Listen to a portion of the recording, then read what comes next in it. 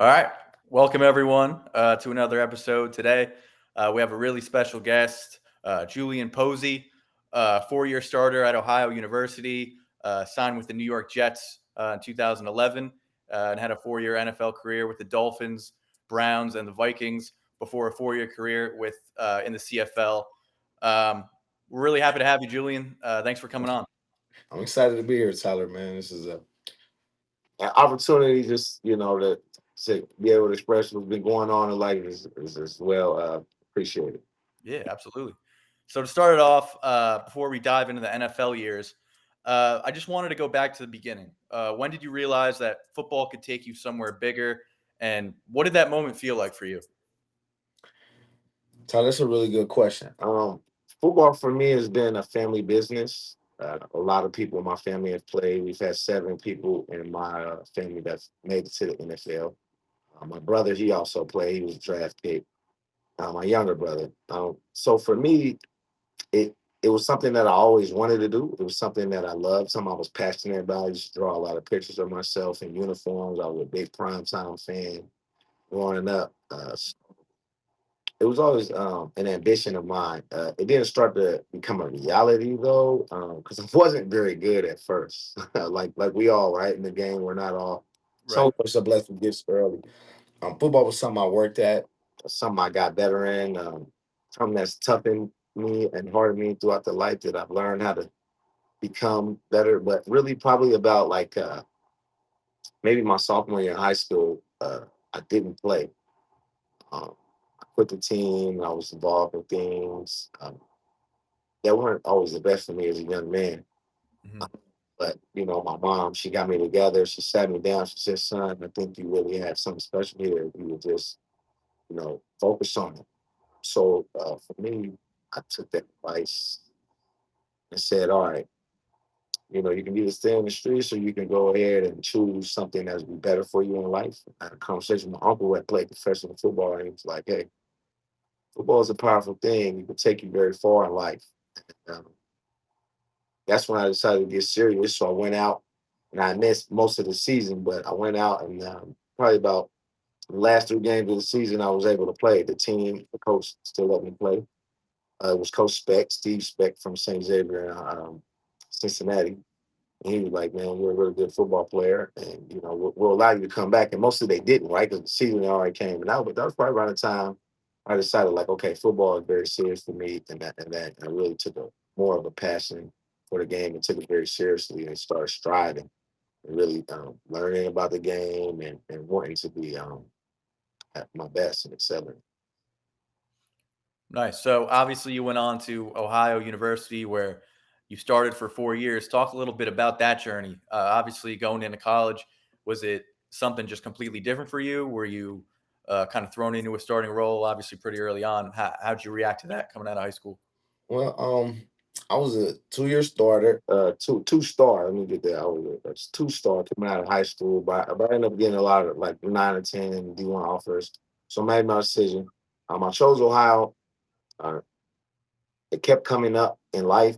When you pray and you sit down and you ask, God to guide you, say, "Hey, where's the best place for me to accomplish my dream?" I'm going to be open to that path and the signs and God. And honestly, I never really seen too many things of Ohio University growing up.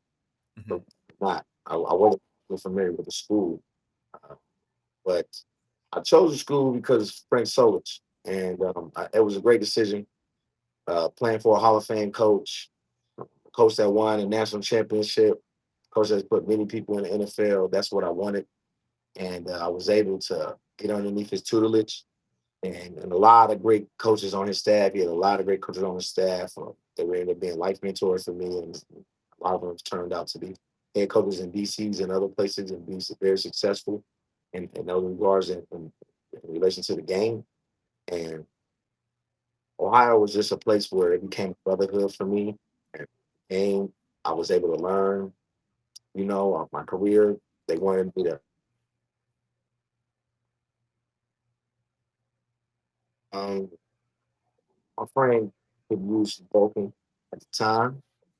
So, I asked to be redshirted, and they were like, "Are you sure? We're gonna play you." But it was going until like the third or fourth game of the season. I haven't quite played yet, I Mhm. didn't burn a year eligibility. So, I actually redshirted. And really the main reason was because a lot of the guys that came in with me in my class, they were starting to get really strong. We went through camp and it was about 34 weeks. So maybe we've been in the season for about a month and a half. So they were really starting I could see a difference in their body. So I was like, I'm not playing and I'm not getting that red shirt lift, so I thought that was a good thing. And after that, I was able to start 9 games and get my body together. And then I played my sophomore year was my red shirt junior year. And I got hurt. I broke my leg and dislocated my fibula. But I was able to come back from that, God willing, and put together a good career and still make some great plays in my junior and senior year. And was able to give myself an opportunity to get a free agent contract. So, but Ohio is family, it's the brotherhood, it's life, I'm a Bobcat for life, you know, oh, you, oh, yeah. Oh, that's awesome. So you went from college football to the NFL. What was the biggest adjustment that you had to make on and off the field? Being a pro, just learning how to be a pro by approaching it with mind state of, this is what you're going to do for your life and how serious that takes day in, day out, what it takes getting your body, your mind, your spirit together. Those things, being able to compete at the highest. Um, I would say for me, that was the biggest thing, just learning how to adjust. Because I went from Athens to New York City, so I played for the Jets. So that was night and day, right? Going from like a small town of 15,000 to New York City, it was 7 million. So, that was night and day for me getting adjusted to those things. But a lot of that adjustment came in rooting down in the fundamentals and just focusing on what I can control. And that's just getting my best every day and learning and being a sponge and learning and soaking up in a lot of game. And I was able and fortunate to be around, future Hall of Famers, guys like Darrell Revis and Barshad, Nate Harris, a lot of Pro Bowlers on that team, Nick Mangold, defensively, Kappa Pace, just a lot of guys that were already pros. And Antonio Camardi, mentor of mine, great friend. Kyle Wilson was a great friend, first round pick, a former first round pick. Just getting around those guys, learning how to really do it and grind day in, day out, and how to put that together for yourself. And once I got that, I was able to learn how to be a pro. For me, that's when I started to Mhm. take off. So obviously, like you said, like you're dealing with a lot of different personalities. You have the veterans, guys that have been there. You have guys that come in just looking for a contract. What are some of the behind the scenes parts of the NFL lifestyle that fans don't really get to see or might not understand? I would say that it's a revolving door. I feel like a lot of fans don't realize how much of a revolving door it is on the back end of the roster. I Hmm. mean, the team always attempting to get better. It's always a fight for your job at times, especially if you're a practice squad guy, free agent guy.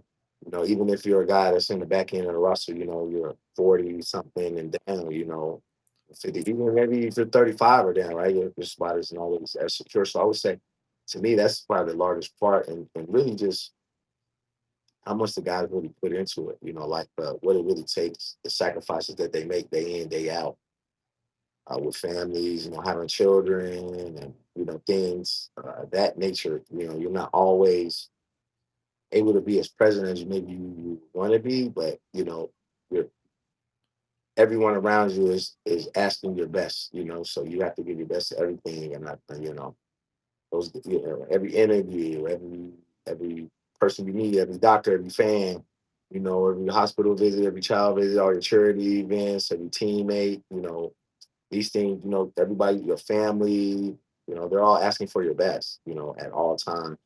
People are always around you. I don't think some people realize how many people are around these athletes, how many people you really get to know and meet throughout their journey. They get to meet and how to really manage all of that. A lot Hmm. of different dynamics. Yeah, no. So obviously, with the Jets, like you signed as an undrafted free agent. Every day during camp, it's you're battling for your life. You're trying to earn a spot. What was the toughest part about that, and how do you kind of keep a level head and make sure that you put in your all every single day?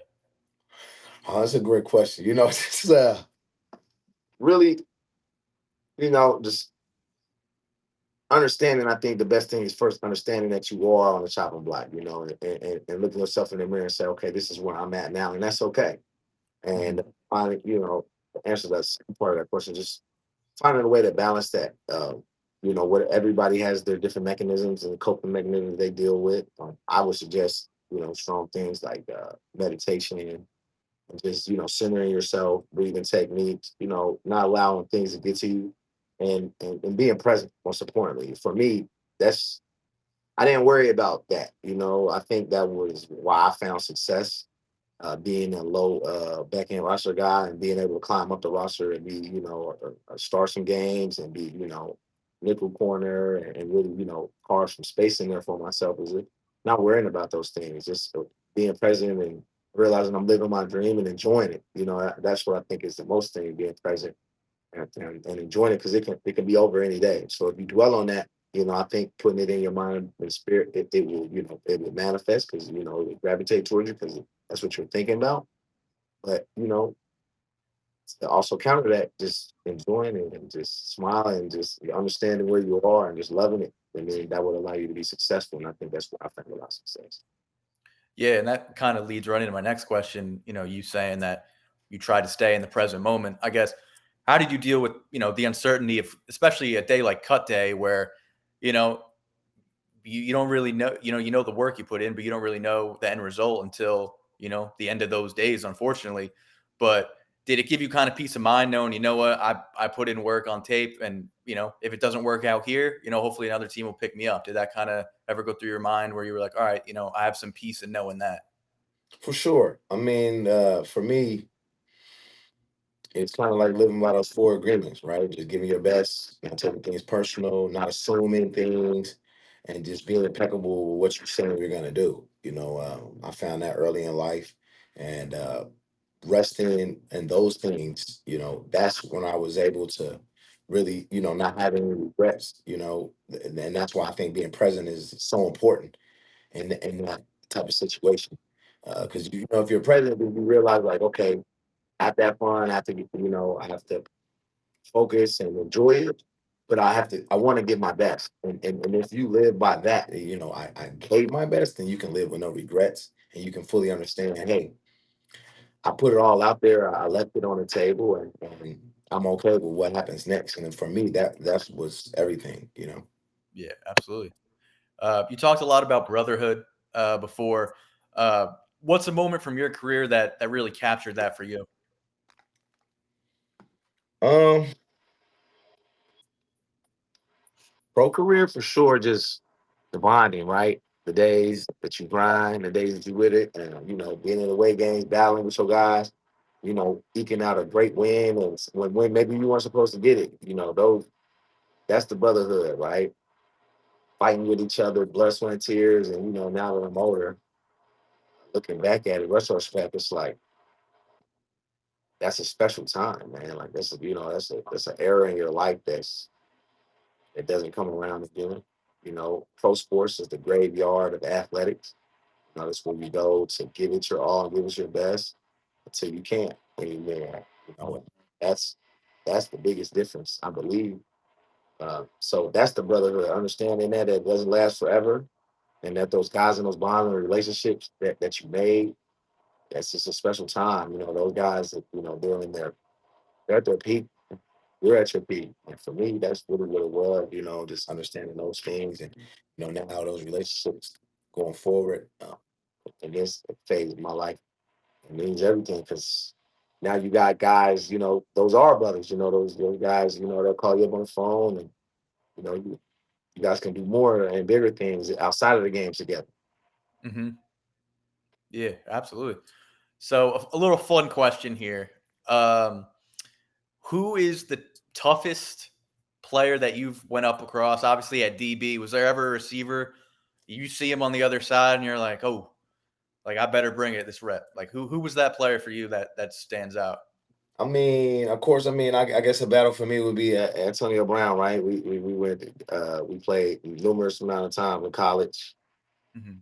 championship games in college, and then that was always my matchup. And then also, when I played with the Browns, going against them, and then even with the Dolphins and the Jets in the AFC, right? I played with them quite a few times, and I would say that somebody that you just iron sharpens iron. For a long time, you always say, man, Toe Tap Tony, man, he's a great player, man. Regardless of what goes on and off the field, and there's various other great receivers as well, but Mhm. just the one that comes to mind right away, that's a long battle, right? So everybody come in. Did you have like a veteran mentor or anyone that stands out to you that really looked out for you and kind of showed you what it meant to be a pro? Like who were those guys for you? Oh man, yeah, definitely, man. And my guys, man, Kyle Wilson, Reed, Crow, like for my original team, my first team, and they've always stayed in a relationship with me no matter where I've gone. But every team I've been on, man, there's always been a vet, there's guys, like I was Carlos Dansby, Nate Garner, J.O., KD, Brent Grimes, these guys with Shy Jones. These guys are, guys that say, hey, man, I appreciate you. You always show me the ropes and let me know what's up, especially my guy Jimmy Wilson. Shout out to Jimmy Wilson, man, down with the Dolphins. So you appreciate that. Even in Cleveland, Joe, Amy and Joe and Buster, just all those guys. You can just T Ward, TJ Ward, Todd Gibson, all these guys. Mhm. Always taking them away. It's the home. No, that's special. That's those relationships you build are definitely a huge part when you look back. Um, so a lot of players struggle with the transition after the NFL. What was that like for you, and what helped you find your path? Um, I would definitely say I had to take some time out. You're not exactly sure what you want to do after the game, right? When you're done playing. For me, I took 3 years off and retired, and just was a stay-at-home dad, and attempting to figure out what it is that I would like to do next, and build on that. And I would say, when you leave the game, you need a decompression. You need some type of decompression. There's medical things that help with that. Guys like Jordan Poyer and Aaron Rodgers, they're familiar with different avenues to explore that help you, rebalance and recalibrate yourself after the game. It's not a normal lifestyle, right? You banging and crashing against, people running. You work, everything's extremely fast and hard, like the NFL life. They say, and that kind of lifestyle, things happen in 2 hours that take 2 weeks, in the real world time, to happen. Everything can happen fast and happen now. So for me, it was just getting together with myself and focusing and streamlining what it is that I would want to do. Fortunately, some people called me and said, "Hey, man, would you like the opportunity of this nature?" And I couldn't turn it down. So I said, "Hey, I want to go that path," and prayed on it, and it would end up being. And so far, it's a very successful venture. And growing up, were you a multi-sport athlete or did you just play football? Oh no, everything, boss. Yes. I'm All in right. everywhere. Football, basketball, hockey, rollerblading, skates, skateboarding, Yeah. go-kart, and what else? Baseball, anything, tennis. I play it all. I golf. I love this athletics. My favorite probably might be dodgeball. I love dodgeball. Okay. Yeah. But, No. Yeah. any of that. I stay active right now. I'm mountain biking. I'm skateboarding. That's what I like to do in the free time. I picked up archery. I like that's something that I really enjoy. This I've become got good at that. So just those things. Continuing. I like to say, stay dangerous. Right, I'm an Abu Nai boy. So yeah, that's Japanese word for danger. So I'm an Abu Nai guy. Got to stay dangerous. Yeah, yeah. Got to stay No, sharp. because we see it a lot too, especially, in high school where those are the pivotal years to try everything. One sport gets you ready for the next. For And we sure. see all these young kids nowadays, they're going to camps all year round. They're flying across the country to these camps at like 12 years old, not playing any other sports. What's your message to younger athletes about how important it is to, play different sports and have different sports get you Uh, ready for the next one and how that being all diverse, being diverse with your athletics, being versatile, cross training, I think is the best, right? Like being in gymnastics, boxing, something I did a lot of cross training and boxing in the net, right? That's something I got into during my playing career. Like I said, I like to stay dangerous. So, picking up those types of things, martial arts, combat sports, right? Those are all things that can be made applicable to your game, right? Like if you want to learn how to track a ball very well, football, go play baseball. They Mhm. are the best. Learn those different skill sets, right? And become natural at those things. Basketball is a great way to learn how to move in space and be athletic and leap and jump and just being able to learn how to change direction, those types of things. Football is a geared towards sport. It's kind of rigid, like because such straight line and things of that nature. So if you want to learn curves and things in your movement, cross training would be the best thing for you to do. I don't, not even my own children. They don't just focus on one thing.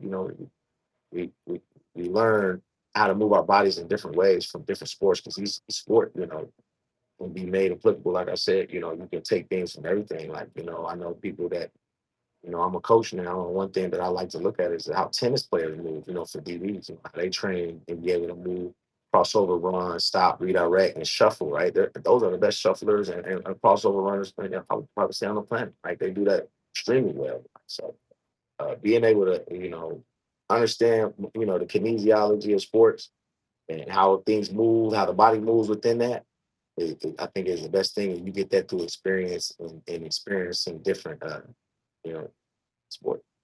Mhm. So you just mentioned you're coaching now, North Greenville University, alongside assistant head coach Jericho Cotry. Just talk about your guys' relationship and how this opportunity came to be. Oh man, this is something special here that's happening at North Greenville University. Man, we got 4 NFL guys on staff here, so it's kind of rare, I would say. Something that's coming up in sports more and more, and it's something I like to see. Right, former coaches at universities. So Coach Garner, he's the head coach, right? Nate Garner is former teammate of mine from the Miami Dolphins, and also Julius Pruitt. He's a running backs coach here. We were all teammates with the Dolphins, and Kotri and I were teammates with the Jets. It's just something special, right? It's a bond like, when you go back and the guy, like you said, the brotherhood, what we spoke about earlier. That brotherhood is something special, and that's the brotherhood I'm talking about, right? Those relationships made, right? And because you don't know what these guys, you don't know what these guys are going to do, right? Like I used to call it NFL, I still do. The League of Extraordinary Gentlemen, right? These are guys that have set out in life to, they wanted to say, hey, I'm striving for my best, and I want to get my best, and they've done that, and that doesn't only pertain to football, right? These guys are going to go on and do that in almost every avenue of their life. So building that brotherhood and bond is serves me well. Where guys say, hey, you're a smart guy, you know what you're doing. Hey, would you be interested in this opportunity?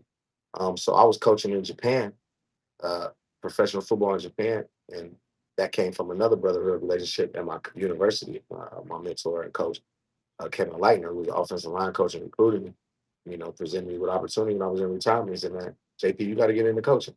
So, that's what I did. And I did that for a while. And I wanted to come back to the States. And they, ended up reaching out to me for an interview, an opportunity. Allowed me to interview. And said it was a no brainer. The university said it was a no brainer. And now we're building something special here at No Green University. And we're excited about it. We got a first game coming up against Delta State here in about 2 weeks. So, it's something special. And Cotry and Gardner and Pruitt, we all being a part of that here on the staff, and it's special. Talk a little bit about, obviously you still have that competitive edge like you had playing coaching, but talk about kind of the differences between coaching and playing.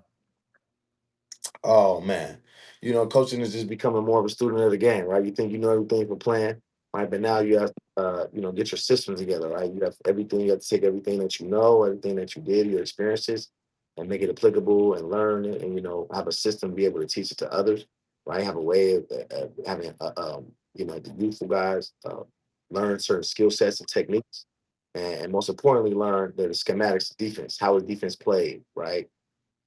How are things aligned? So when it's good timing me to do certain things. Coaching is definitely schooling, and I'm glad to be in it. Right? It's enjoyable. You see new things every day. You learn things every day. The game is changing. I'm excited for the future of football and the youth that's within it, especially with things going on with guys that play coaching and them getting real tutelage, and tidbits and keys, just certain things that maybe you wouldn't get from other a guy who maybe didn't experience it as much. So, Mhm. for me, it's been a way of, getting back to the game, a game that's taken me all over the world, from Tokyo, Japan to Canada and all over America, and supplied a certain type of lifestyle that I've been very grateful to live. And, that's all within a children's game. And so to be able to be in it in this dynamic and aspect from a coaching standpoint is amazing, right? There's so much to learn and be able to do it. I'm excited for my own future within it, growing and learning. So just look out for me. I'm taking my time with it. I'm just focused and being present on being the best defensive back coach I could be, passing game coordinator, and special team assistant I could be, and focusing on winning, every week and doing something special here down here at NGU. Well, it's very evident that you persevered through a lot. You've overcame a lot. You've also experienced a lot. Going back to that kid that quit sophomore year and wasn't sure what path he wanted to take. If you could go back, what would you tell that kid now? I'll tell him, don't not play football.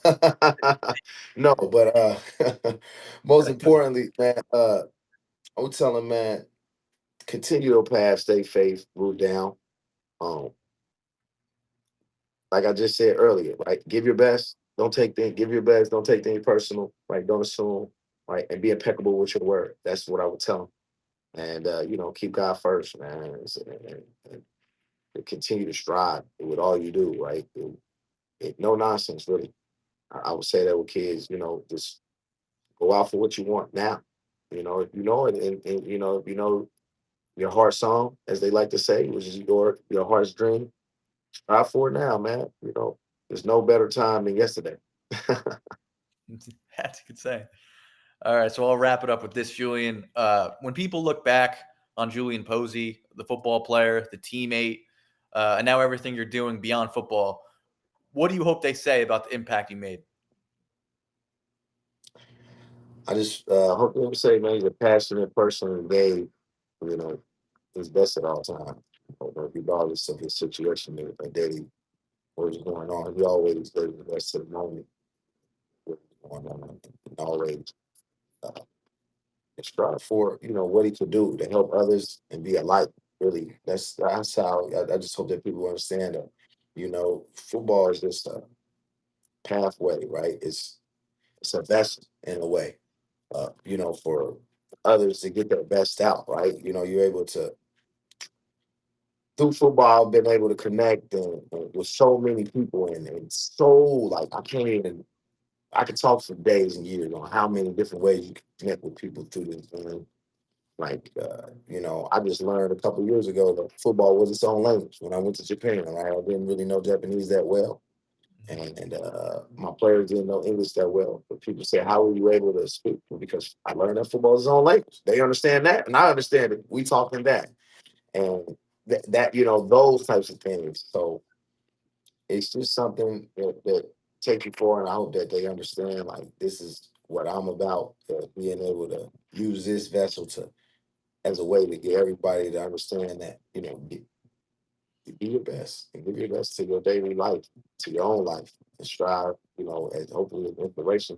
Is what I use as it. But it's not just about that. You know what I mean? It's about really being your best person and being a great citizen and being embodying love. Having unconditional love for yourself, having unconditional love for others, and then after that, unconditional love for them. All right, Julian. Well, that's going to conclude today's episode. Julian, I really appreciate you coming on, man. This was a really insightful conversation. I'm glad we got to do it. I hope everyone watching, took something away from this. I am going to put this on YouTube, so make sure everyone gives it a watch and like. And yeah, Julian, really appreciate you, man. Hey, T Duff, man, this was special. I appreciate you, boss. Maybe we can get together and do it again at any time, man. Thank you. Absolutely, brother. Appreciate you. All right. All right, see you guys.